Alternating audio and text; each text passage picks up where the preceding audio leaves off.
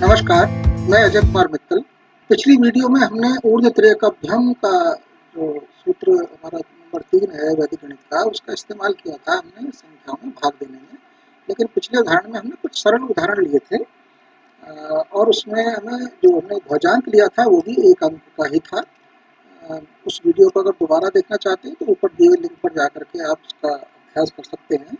चलिए थोड़ा सा बड़े उदाहरण लेते हुए इस भागफल की क्रिया में जो बारीकियां हैं उसको समझने का प्रयास करते हैं। मान लीजिए कि एक संख्या हमारे पास 13,761 और हम इसमें भाग देना चाहते हैं 217 से। देखिए यहाँ पर जो भाजक है वो हमारा 3 अंकों का है, तो हम यहाँ 2 तरीके से इस भाग की क्रिया को हल कर सकते हैं। एक तरीका तो ये है कि हम इसमें इकाई का 7 अंक उसको ध्वजांक के रूप में ले लें, तो 21 हमारी संख्या रह जाएगी, 7 हमारा ध्वजांक हो गया और भाजक हमारा है भाज्य हमारा 13,761। तो इसमें चूंकि हमारे पास ध्वजांक 1 अंक का है तो इसलिए एक जो हमारा इकाई का अंक 1 है इसको हमने अलग रख दिया है। और अब 21 से हम भागफल की क्रिया को अपनाएंगे, तो 21 से हम 137 में भाग देंगे, 21 छिक्का 126 बचे 11, क्योंकि 21 से 147 ज़्यादा हो जाएंगे, तो बचे 11, तो शेषफल 11 को हम 6 के नीचे रख देंगे। अब ये नई संख्या बन गई हमारी 116।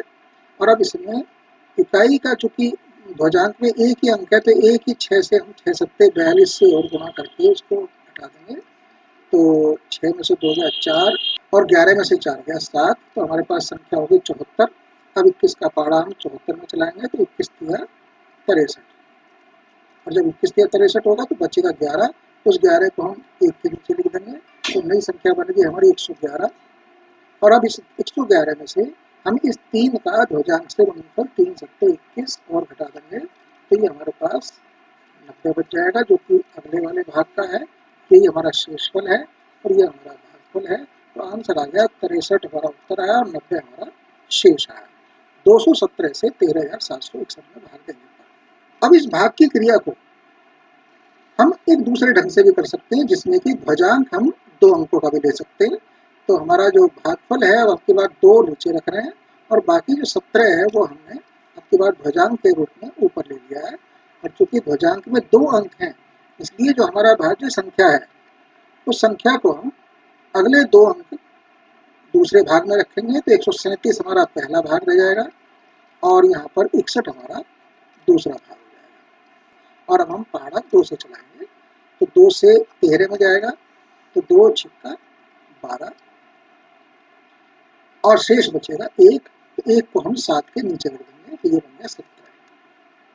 लेकिन अब यहाँ ध्यान देने वाली बात है कि हम यहाँ पर जो 6 से गुणा करेंगे, क्योंकि 17 में से घटाना है, तो 6 से जो हम गुणा करेंगे तो वो किस में करेंगे, हमें 17 में करनी है और 17 में 2 अंक है, तो 6 को भी हम 2 अंकों की संख्या मानते हुए 0-6 मानते हुए इन 2 अंकों से ही यहाँ पर तिर्यक गुणन करेंगे, ऊर्ध्व नहीं करेंगे, केवल तिर्यक गुणन करेंगे।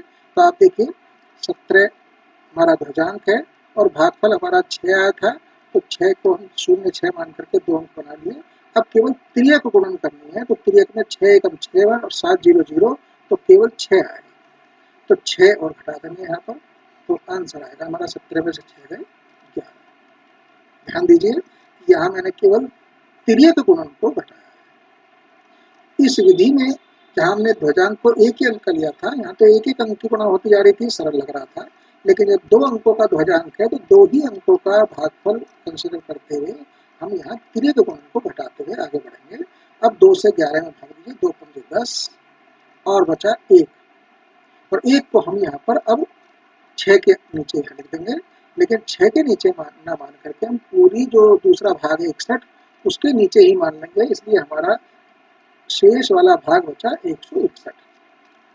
और अब इसमें से जो संख्या घटाई जाएगी फिर वही बात आएगी कि यहाँ पर अब की बार हमें उस ध्वजांक में भागफल हम कौन सा लेंगे अब की बार, चूंकि अंतिम अंक 5 आया था तो 5 को 6 से मिला करके जो संख्या बनेगी 2 अंकों की उसको शामिल करेंगे, तो 17 से अब की बार हम गुणा करेंगे 65।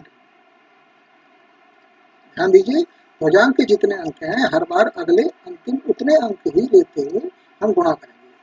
लेकिन जब यहाँ पहुंच जाएंगे, जब तक पहले भाग में हम रहेंगे तब तक तो हम तिर्यक गुणन ही घटाते चलेंगे, लेकिन जब हम शेषफल वाले भाग में पहुंच जाएंगे तो यहाँ पर हम ऊर्ध्व और तिर्यक दोनों लेंगे, लेकिन अंतिम तिर्यक अंतिम ऊर्ध्व नहीं लेंगे, केवल पहला ऊर्ध्व और तिर्यक इस्तेमाल करेंगे। तो चलिए करिए, 5 सत्ते 35 पहला ऊर्ध्व, हासिल लगे 3, और फिर तिर्यक ले लीजिए, 5 एकम 5 और 7 छिंग 42 और 5 47 और 3 50, और सीधा 50 ही लिखेंगे क्योंकि अब हमें अंतिम ऊर्ध्व की गणना नहीं करनी है। तो 505 यहाँ पर घटा देंगे, लेकिन हम देख रहे हैं यहाँ 505 कुछ ज़्यादा बन रहा है इससे, तो हम इसको पीछे चले जाएंगे। 5 की बजाय हम यहाँ पर 4 बार चल के देखें। तो फिर से दोबारा करिए, 2 चौक 8 जब चलाएंगे आप तो 11 में से 8 घटेगा तो यहाँ रह जाएगा अब की बार 1 की जगह 3, तो नई संख्या बन जाएगी 361। और जब मैं इसको यहाँ लिखे दे रहा हूँ 361, और इसमें से अब घटाएंगे हम जो नए 2 अंक बन रहे हैं अंतिम 64 और 17 की ऊर्ध्व तिर्यक गुणा से, तो 17 और 64 इनकी ऊर्ध्व तिर्यक करिए, अंतिम ऊर्ध्व नहीं करना है। तो 4 सत्ते 28 का 8 हासिल लगे 2, और 4 एकम 4 6 सत्ते 42 और 2 44 और 2 7 छिंग 42 और 46 और 2 48, तो ये सीधा 488 प्राप्त हुआ। और हम देख रहे हैं कि अभी हमारे पास जो 361 संख्या बनी थी अभी भी ये कम है, तो इसका मतलब 4 वाला पहाड़ा भी हमारा कुछ ज़्यादा चल गया है। और पीछे चलिए, तो 3 बार चलाइए, तो 2 तिया 6, और जब 2 तिया 6 चलाएंगे तो 11 में से 6 घटेगा, तो यहाँ पर हमारा 3 की जगह फिर 5 बनेगा। तो नई संख्या प्राप्त होगी हमारे पास 561। उसको भी छोड़िए, अब की बार 561 से लेकर देखते हैं। और अंतिम 2 अंक चूंकि भागफल में 63 बन रहे हैं, तो 17 का 63 से, जो ध्वजांक है 17 उसका 63 से ऊर्ध्व तिर्यक गुणा करना है अंतिम ऊर्ध्व को छोड़ते हुए। तो 63 से 17 का करिए, 3 सत्ते 21 का 1 हासिल लगे 2, 3 एकम 3 और 7 छिंग 42 और 3 45 और 2 47 का 7, पूरा 47 लिख देंगे क्योंकि अंतिम ऊर्ध्व गुणा नहीं करनी। तो 471 बचा, 471 आप यहाँ पर घटा दीजिए, तो 1 में से गया 0, 56 में 47 गया 9, तो ये हमारे पास यहाँ पर 90 शेष होगा। तो हमारा आंसर आया, देखिए यहाँ पर 63 ये हमारा भागफल हुआ, और 90 हमारा शेषफल दिखाई दे रहा है, तो 90 हमारा शेषफल हुआ। और आप देखिए यहाँ पर भी हमारा 63 और 90 आया था। तो यहाँ आप देख रहे हैं कि जब हमने ध्वजांक को 2 अंकों का लिया तो थोड़ा सा हमारी जो क्रिया है वो बढ़ गई, और स्टेप्स भी आप देख रहे हैं अंतिम भाग में, जो शेषफल वाला भाग है वहाँ पहुँचने में हमें यहाँ पर 2 कदम पीछे खिसकाने पड़ेंगे। तो आप खुद तय करिए कि कौन सा विधि आसान रहेगी, एक ध्वजांक मान करके या 2 ध्वजांक मान करके।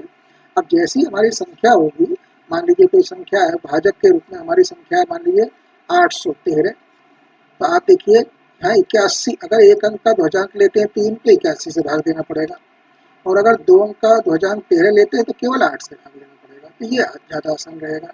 लेकिन अगर कोई संख्या मान लीजिए 119, तो यहाँ पर हमारे पास ये इकाई का अंक लेते हैं तो 11 से भाग देना पड़ेगा, जो कि आसान होता है, और अगर 19 लेते हैं तो केवल 1 से भाग देना होगा, जो कि और भी आसान है। तो ये संख्या पर डिपेंड करेगा, भाजक पर डिपेंड करेगा कि आप किस तरीके से उस क्रिया को अपनाना चाहते हैं।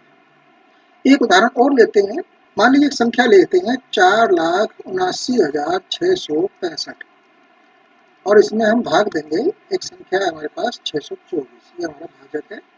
अब यदि भाजक का हम केवल 4 यदि ध्वजांक के रूप में लिखेंगे तो भागफल हमें 62 के रूप में लेना पड़ेगा। अब तो भाजक हमें 62 के रूप में लेना पड़ेगा, और 62 से हम भाग देंगे तो ये थोड़ा हमारे लिए कठिन हो जाएगा। तो हम क्या करेंगे, 24 को ध्वजांक लेंगे और 6 को हम भाजक के रूप में इस्तेमाल करेंगे। तो चलिए इसको सजाते हैं। तो हमारे पास भाजक 6 हो गया जो कि आधार के रूप में है, 24 का ध्वजांक हो गया, और हमारी संख्या है, थोड़ा मैं दूर दूर करके लिख रहा हूँ, 4 7 9 6 6 5, और चूंकि 5, और चूंकि ध्वजांक में हमारे 2 अंक हैं तो यहाँ पर हम अंतिम 2 अंक 65 वाली संख्या को अलग रखेंगे और बाकी को अलग, और अब भाग की क्रिया अपनाएंगे। तो 6 से भाग दीजिए 47 में, 6 सत्ते 42, बचेंगे 5, तो 5 हम 9 के नीचे लिख देंगे, तो ये संख्या बन गई हमारी 59। और अब इस 59 में से हम जो भागफल और ध्वजांक इन दोनों के गुणनफल को घटाएंगे, लेकिन यहाँ पर ध्यान दीजिए कि यहाँ ध्वजांक में 2 अंक हैं, तो इसको भी 2 अंकों का ही बनाना होगा। इससे पहले कोई अंक नहीं है, इसलिए हम 0 मान सकते हैं। तो 24 और 7 यानी कि 07, इन दोनों की हम केवल तिर्यक गुणा करेंगे। पहले भाग में यहाँ हम केवल तिर्यक गुणा लेंगे, जबकि यहाँ पर तिर्यक भी लेंगे और ऊर्ध्व भी लेंगे, लेकिन ऊर्ध्व प्रथम ऊर्ध्व लेंगे, केवल पहला ऊर्ध्व, अंतिम ऊर्ध्व नहीं लेंगे। उनके बीच में जो आ रहे हैं वो सब समावेशित करेंगे। तो यहाँ पर हम तिर्यक गुणा करेंगे तो 7 दूनी 14 और 4 0 0, तो केवल 14 मिलेगा। इस 14 को हम यहाँ 59 में से घटा देंगे, तो हमारे पास बचेगा 9 में से 4 गया 5, 5 बचे गया 4। अब इस 6 से हम इस 45 में भाग देंगे, तो 6 सत्ते 42 और बचेगा हमारा 3। तो 3 को हम यहाँ 6 के नीचे लिख देंगे, तो ये हो गया हमारा 36। और अब इस 36 में से जो हम घटाने के लिए भागफल और ध्वजांक की गुणा करेंगे, तो यहाँ भागफल हम 2 अंकों का लेने के लिए अब इस नए 7 से पहले अंक को मिला करके 77 मानेंगे। यानी कि अब की बार हम ध्वजांक 24 है और भागफल हमारा 7 और 7 यानी कि 77 है। इन दोनों के तिर्यक गुणन से जो संख्या बनेगी 7 दूनी 14 और 7 चौक 28, 28 और 14 42। और आप देख रहे हैं 42 जो है 36 से ज़्यादा है, तो इसलिए इसको एक स्टेप पीछे ले लीजिए, 6 बार चल लीजिए। 6 छिंग 36, और जब 36 चलाएंगे तो 45 में से 36 जाएंगे तो 9 बनेगा, तो ये बन जाएगी हमारी संख्या 96। और अब जो हम गुणन करेंगे तिर्यक गुणन, वो ध्वजांक 24 का इस 6 से पहले अंक को मिलाकर के बनने वाली 2 अंकों की संख्या यानी कि क्षेत्र से करेंगे। कर दीजिए केवल तिर्यक गुणन, क्योंकि पहले भाग चल रहा है अभी तक। तो 6 दूनी 12 और 7 चौक 28, 28 और 12 होते हैं 40, तो 40 इसमें से घटा दीजिए, तो ये 96 में से 40 जाएंगे, तो ये बचेगा 56। और अब 6 का पहाड़ा हम इस 56 में चलाएंगे, तो 6 नहीं 54 और शेष बचेगा 2, तो इस 2 को हम यहाँ लिख देंगे। तो नया अब हमारे पास जो दूसरा भाग बना, अब जब दूसरे भाग में हम पहुंच गए तो हम पूरी संख्या ले सकते हैं। ये बनी 265। यहाँ हमें हर एक अंक पर भाग देने की आवश्यकता नहीं है। दूसरे भाग में पहुंचने पर हमारी संख्या पूरी कंसिडर की जा सकती है 265। और अब इस 265 में से घटाने के लिए जो हमारा ध्वजांक 24 है, इससे अब अगले नए 2 अंकों से बनने वाली संख्या यानी कि 69, अब हम इससे गुणा करेंगे। लेकिन चूंकि हम भागफल वाले शेषफल वाले कॉलम में पहुंच चुके हैं, अगले वाले भाग में पहुंच चुके हैं, तो यहाँ हमने बताया था तिर्यक करेंगे और प्रथम ऊर्ध्व करेंगे। तो प्रथम ऊर्ध्व हुआ हमारा 9 चौक 36, 36 का 6 यहाँ से लगे 3, और अब केवल तिर्यक रह गया। 9 दूनी 18 और 6 चौक 24, 24 और 18 42 और 3 45, तो सीधा 45 लिख देंगे। यहाँ हम अंतिम ऊर्ध्व 6 दूनी 12 को समावेशित नहीं करेंगे, तो 456 यहाँ पर हम इसमें से घटाएंगे, लेकिन हम देख रहे हैं ये तो इससे ज़्यादा है, तो इसलिए इसको हमें एक स्टेप पीछे चलना पड़ेगा। तो ये हो जाएगा हमारे पास 8 बार, तो 6 अट्ठे जब चलाएंगे 6 अट्ठे 48, तो 56 में से 48 घटेंगे तो 8 शेष रहेंगे। तो ये संख्या 2 की बजाय यहाँ पर हम 8 मान लें, तो नई संख्या हमारी जो बनेगी अब वो 865 बनेगी। 265 को छोड़ रहे हैं, 865। यहाँ ध्यान देना है आपको कि जब चूंकि हमारा जो गुणनफल करने पर संख्या ज़्यादा बन रही है, तो हमने पीछे एक स्टेप कम ले लिया है। और अब जो नई 2 अंकों की संख्या बन रही है 68, जो पहले 69 बन रही थी, अब बन गई 68। अब इस ध्वजांक से हम यानी कि 24 से इस 68 की ऊर्ध्व और तिर्यक गुणा दोनों करेंगे, अंतिम ऊर्ध्व को छोड़ करके। तो 8 चौक 32 का 2 यहाँ से लगे 3, फिर 8 दूनी 16, 6 चौक 24, 24 और 16 होते हैं 40 और 3 हासिल के 43, तो सीधा 432 लेंगे। 6 दूनी 12 अंतिम ऊर्ध्व को समावेशित नहीं करेंगे, तो 432, 865 में से 432 घटा दीजिए, 432, तो हमारे पास आ जाएगा 433। तो ये यहाँ पर हमारे पास 433 के रूप में प्राप्त हो गया। तो हमारी जो पहले भाग की संख्या प्राप्त हुई वो हुई 768 और अगले भाग की प्राप्त हुई 433। तो यही हमारा भागफल है और यही हमारा शेषफल। आप देख रहे हैं कि एक अनोखे तरीके से हमने किसी भी संख्या में भाग देने के लिए भाजक को दो भागों में तोड़ लिया था, जिसमें एक भाग को हमने ध्वजांक के रूप में इस्तेमाल किया है और उसको हमने जो नया भागफल प्राप्त हो रहा है उतने ही अंकों से गुणा करते हुए पहले भाग में केवल तिर्यक गुणाओं को समायोजित करते हुए और अगले भाग में, अंतिम भाग में हमने तिर्यक के साथ प्रथम ऊर्ध्व की गुणा को केवल अंतिम ऊर्ध्व जो गुणन है उसको छोड़ते हुए हमने समावेशित करते हुए हटा करके जो भी संख्या प्राप्त की है वो भागफल और शेषफल के रूप में प्राप्त हुई है। ये थोड़ा सा एक अपने आप में एक अद्भुत प्रक्रिया है। अलग अलग संख्याएं मान करके आप अभ्यास कीजिएगा और जितना आप अभ्यास करेंगे उतना ही आपको ये जो तरीका है ये बहुत आसान लगने लगेगा और मुझे उम्मीद है कि आपको ये रोचक लगा होगा।